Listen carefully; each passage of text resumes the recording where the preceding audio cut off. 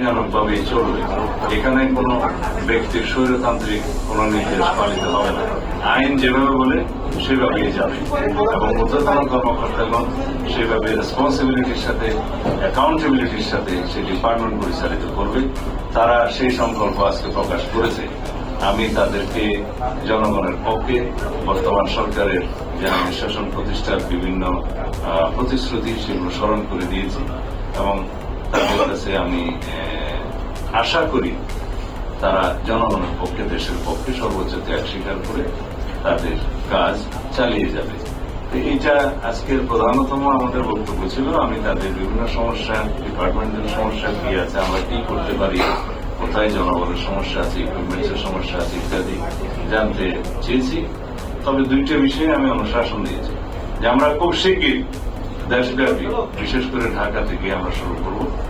মাননীয় মন্ত্রী, আমরা বিগত সময় দেখছি যে পুলিশের শৃঙ্খলা ফিরানোর লক্ষ্যে আপনারা বারবারই বলে গেছেন তারা ফ্যাসিস্ট সরকারের সময় একজন ওসি যদি সরাসরি স্বরাষ্ট্রমন্ত্রীর সাথে যোগাযোগ রাখে, সেই ওসির কাছ থেকে জনগণ কি পরিমাণ সহযোগিতা বা প্রত্যাশা করতে পারে, তার সাপোর্ট, এই নিয়ম শৃঙ্খলা নিতে পারবেন কিনা? এবং অনেকে হয়রানি করে, কোনো জবাবদিহিতা আপনারা দেখতে পাইনি। বর্তমানে কি আমরা অনেকেই বলতেছে আগের মতো পুলিশ চলে আসছে, আমরা কি আগের পুলিশকে দেখবো না জনবান্ধব পুলিশকে দেখবো, কোনটা নিশ্চিত করবেন? এখন কি আগের সরকার আছে? না, সেটাই নিশ্চিত করবেন কিনা? এখন জনগণের সরকার এবং একটি সুষ্ঠু, নিরপেক্ষ, গ্রহণযোগ্য, বিশ্ব স্বীকৃত নির্বাচনের মধ্য দিয়ে। এখন যে প্রশ্ন আপনি তুললেন যে একজন ওসি সরাসরি মন্ত্রীকে ফোন করবে কিনা, সেটা আমরা এলাও করি নাই। তবে মন্ত্রী যদি প্রয়োজন মনে করে যে কোনো লেভেলে যোগাযোগ করার, সেটা করবে, কিন্তু চেইন অফ কমান্ড ব্রেক করে যেন নিম্নপদস্থ কর্মকর্তারা তার উপরস্থ কর্মকর্তাদের ডিঙ্গিয়ে সরাসরি তার উপরস্থ কর্মকর্তাকে যোগাযোগ না করে, যেটা বলা হয় চেইন অফ কমান্ড যেন ব্রেক না করে, সেই সিস্টেমটা আমরা চালু করেছি। ইতিমধ্যে সেটা প্রতিষ্ঠিত হয়েছে। এই মেসেজ আমাদের ডিপার্টমেন্টের সবার কাছে গিয়েছে। তবে পুলিশ কমিশনার বা আইজিপি যদি মনে করে যে কোনো লেভেলে উনি যোগাযোগ করবেন, সেটা করতে হবে, কাজের প্রয়োজন।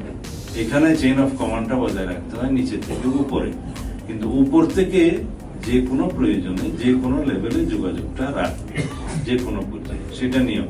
আমার মনে হয়, আশা করি আপনার আনসারটা পেয়েছেন।